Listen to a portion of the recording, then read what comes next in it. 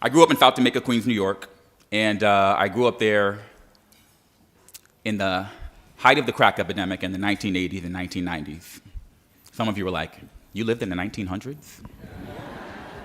I know, it's kind of strange when you say it like that. Anyway, so yes, I did. I'm from the 1900s. And so I grew up in this area called South Jamaica, Queens, New York. Unfortunately, very dangerous area.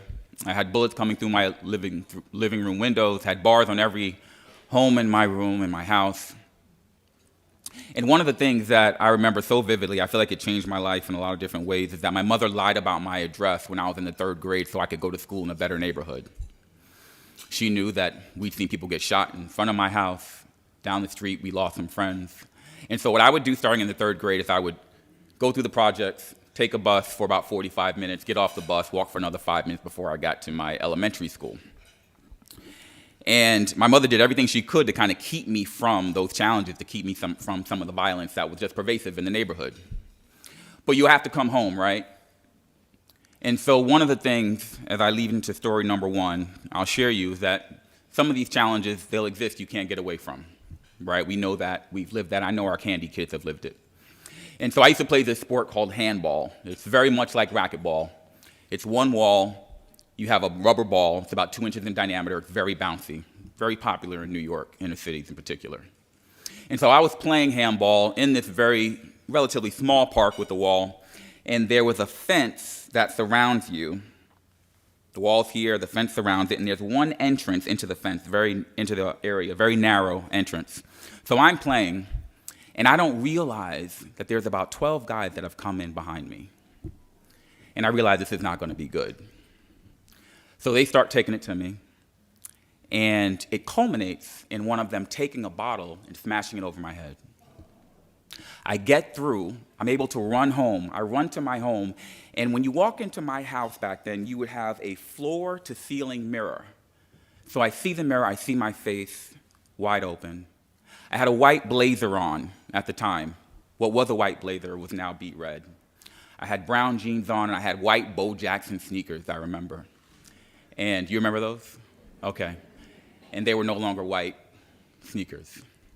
My mother sees me, she loses it, she starts patting me. She thinks I've been shot because there's so much blood.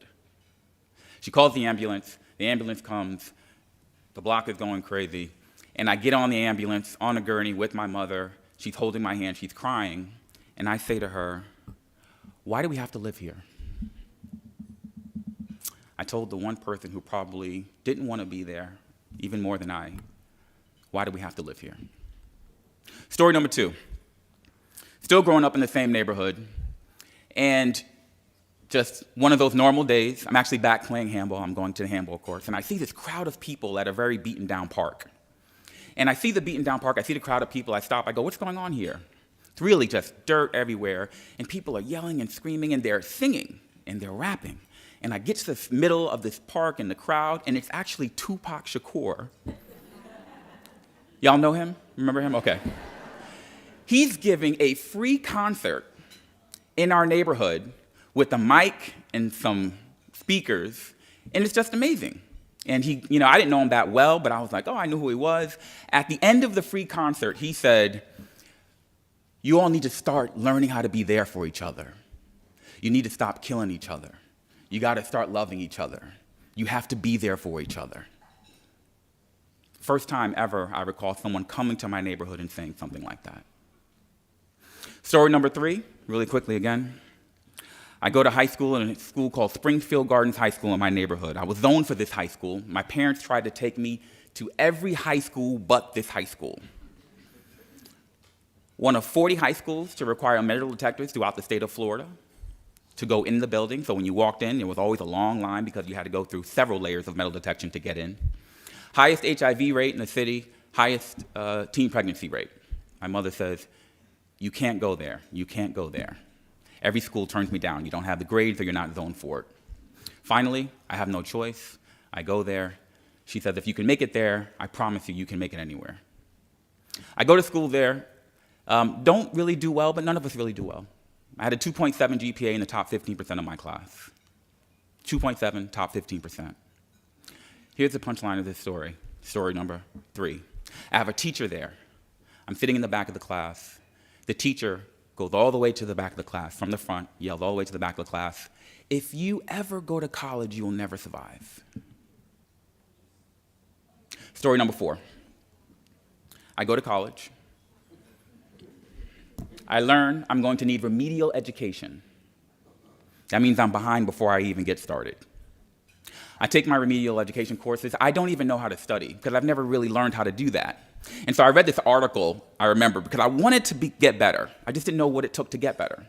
So I read this article, and the article said, whatever you take in, whatever you absorb, your inputs, an hour before you go to bed, you will retain at a higher level.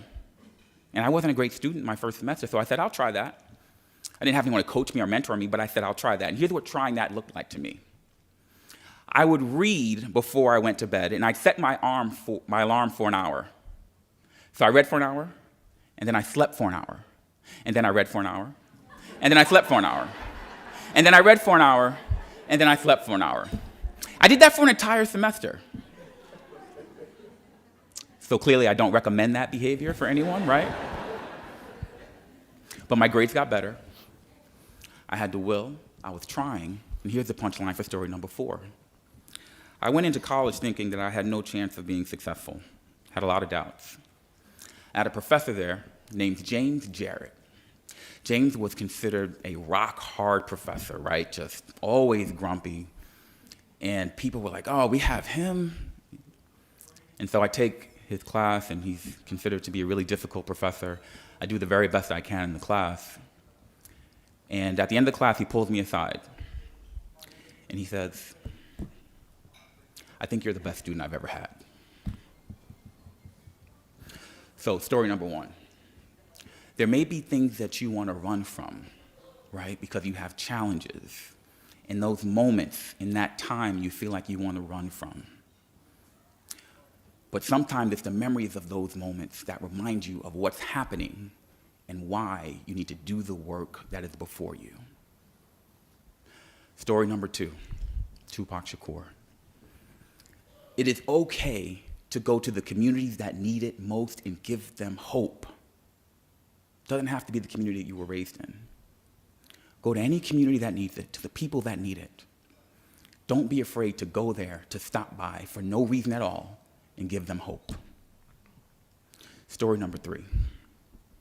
There will be people who tell you that you are not capable. You will defy them. You will show them how capable you are. And probably most importantly, story number 4. Always take the time to tell someone how great they are.